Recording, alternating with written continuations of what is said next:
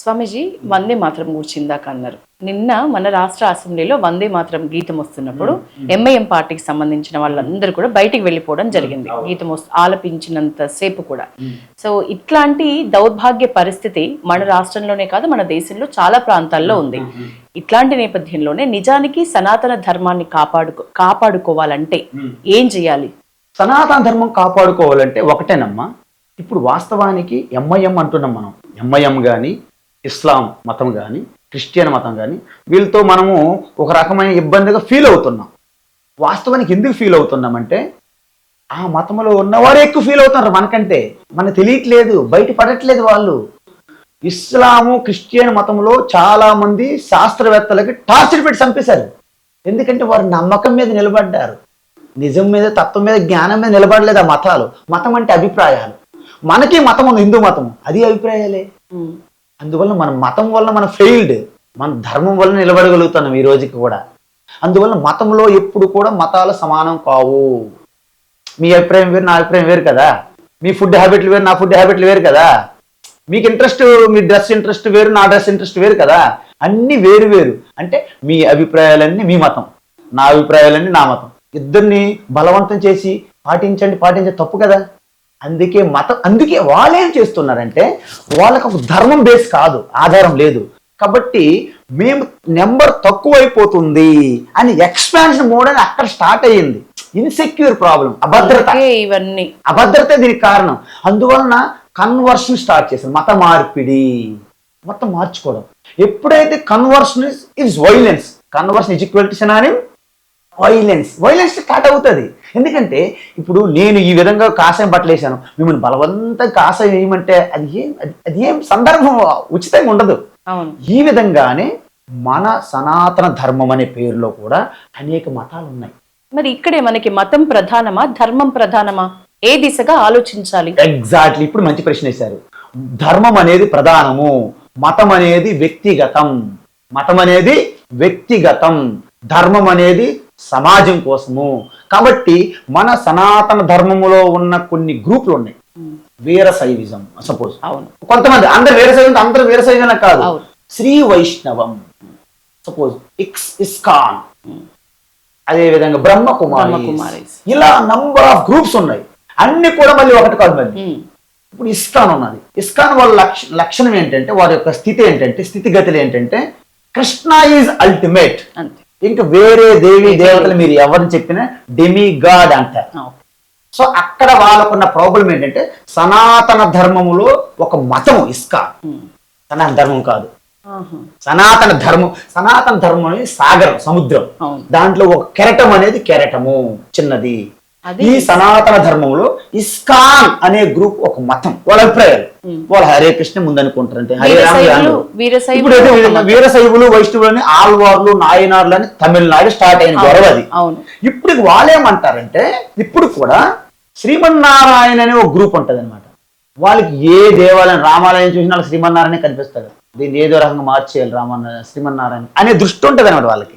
So Srimannarayana అనే group ఏదైతే ఉందో అది ఒక మతం, దేంట్లో? హిందూ ధర్మంలో. అందువలన వాళ్ళు కూడా హిందూ ధర్మానికి రిప్రజెంటేటివ్స్ కాదు. మీరు ఎవరినే తీసుకోండి, సనాతన ధర్మం ఏం చెప్తుంది? సనాతన ధర్మం అంటే ముస్లింలు కూడా సనాతనులే, ఇస్లాములు కూడా సనాతనులే, హిందువులు కూడా సనాతనులే. వాస్తవానికి భూమి మీద ఉన్న ప్రతి మనిషి సనాతన ధర్మీయే, సనాతన ధర్మం చెందినవాడే. ఇప్పుడు సముద్రంలో కొన్ని కెరటాలు ఒప్పుకొని నేను నీటి స్వభావాన్ని, నీటి స్వరూపాన్ని, నేను సముద్ర స్వరూపాన్ని అని కొన్ని కెరటాలు ఒప్పుకొని అనుకోండి, సనాతన ధర్మం గురించి అంటే సముద్రం గురించి తెలుసుకున్నట్లు లెక్క. కొన్ని కెరటాలు సముద్రంతోనే ఫైట్ చేస్తుంటాయి, అంటే సముద్రం గురించి తెలుసుకోలేదని అర్థం. ఇప్పుడు ఈ గ్రూపులకి మిగతా వాళ్ళకి తేడా ఎక్కడ వచ్చిందంటే, ఆది శంకరాచార్యులకి ఇంత ప్రసిద్ధి ప్రాముఖ్యత ఎందుకు వచ్చిందంటే ఆయన మతం గురించి చెప్పలేదు, ఆయన ధర్మం బోధించారు, తత్వం బోధించారు. సనాతన ధర్మం అంటే ఏంటి? అయం నిజోపరో వేతి గణన లఘు చేతసా ఉదార చరితానాం తు వసుదైవ కుటుంబకం అని చెప్పారు. ఏ యథా మాం ప్రపద్యంతే తాంస్తతైవ భజామ్యహం మమ వర్త్మాను వర్తంతే మనుష్య పాత సర్వశ, గీతలో చెప్పారు భగవాన్ శ్రీకృష్ణ. అంటే అర్థం ఏంటంటే ఈ సృష్టి అంతా కూడా అణువు శివుని ఆజ్ఞలేని చీము ఎలాగైతే కుట్టదో, కంకర కంకర ఎందు శివ, ఎలాగైతే సర్వంగా వ్యాపించి ఉన్న తత్వానికి విష్ణు అని పేరు. శివ విష్ణు అనే భేదము లేకుండా దేవి గణేష సూర్య సకల పంచభూతం నక్షత్రాలు గ్రహాలు అన్నీ కూడా పరమాత్మ యొక్క స్వరూపము, విరాట్ స్వరూపంగా భావన చేస్తే మీరు కూడా పరమాత్మ స్వరూపంలో ఉంటారు, వేరుగా ఉండరు. ఈ తత్వాన్ని దర్శించినప్పుడు ఏకం సత్ విప్రాహ బహుదా వదంతి, జ్ఞానినః బహుదా వదంతి. విప్రాహ అంటే జ్ఞానినః అని అర్థం. ఈ తత్వ దృష్టితో చూసుకుంటే దృష్టిం జ్ఞానమయం కృత్వ, జ్ఞానం అని, ఎందుకంటే పొరలు కట్టిసి ఉన్నాయి కదా మనకి అజ్ఞానమైన పొరలు, ఈ పొరలు పోయి జ్ఞాన దృష్టితో మీరు చూసినప్పుడు అంత పశ్యేత్ రామమయం జగత్ విబరే రామరసం, తక్కువేమి మనకు రాముండు అక్కడుండే వరకు అని రామని తీసుకుంటే రాములో సర్వ దేవతలు మీరు దర్శించగలరు. కానీ కొంతమంది ఏం చేస్తున్నారంటే రామాయణం రాసింది ఎవరు? వాల్మీకి బోయేవాడు కాబట్టి, ఆయన బ్రాహ్మణుడు కాదు కాబట్టి రామాయణం ఆయన చెప్పిన తపస్సు తక్కువ అని భ్రమ కొంతమందికి. రామ పేరు కూడా పెద్దది ఏం కాదు, ఆయనకి ఏదో ఒక శక్తి ఇచ్చినటువంటి పదవిని యాడ్ చేస్తే బాగుండు నారాయణని. సో రామనారాయణ ఒక పైత్యం, ఇది ఒక పైత్యం. అదేవిధంగా రామదాసు ఆయన దర్శించేటప్పుడు, భద్రుడు దర్శించేటప్పుడు విష్ణుమూర్తి దర్శించాడు. ఆయన ఏమన్నాడంటే నువ్వు నాకు విష్ణు నారాయణ నాకు అక్కర్లేదు, నాకు రాముడు కావాలని. ఎందుకంటే రాముడు కోసం తపస్సు చేశాడు ఆయన. శ్రీరామచంద్రుడి చరిత్రం కావాలి. అప్పుడు ఏం చేశాడు, శంకు చక్రాలు మొత్తం రివర్స్ అయింది. మీకు విష్ణుమూర్తి చూశారనుకోండి, కుడి చేతిలో సుదర్శనం ఉంటుందమ్మా, ఎడం చేతిలో శంకు ఉంటుందమ్మా. మళ్ళీ భద్రాచలం వెళ్ళి చూశారనుకోండి రివర్స్. అంటే రాముడు సాక్షాత్ అక్కడ రాముడు ఏంటంటే చక్రం, ఇక్కడ శంకువుగా భరతుడు, చక్రంగా శత్రుఘ్నుడు, లక్ష్మణుడు సమేత సీతమ్మ తల్లి వామ భాగవతుడు. ఇది రామ్. అయితే అదే భద్రాచలములు ఈ మధ్య జరుగుతున్నటువంటి ఎంత ఎలా ఉందంటే మన సనాతన ధర్మం కూడా మనం సరిగ్గా తెలియకుండా విభజించేస్తున్నాం.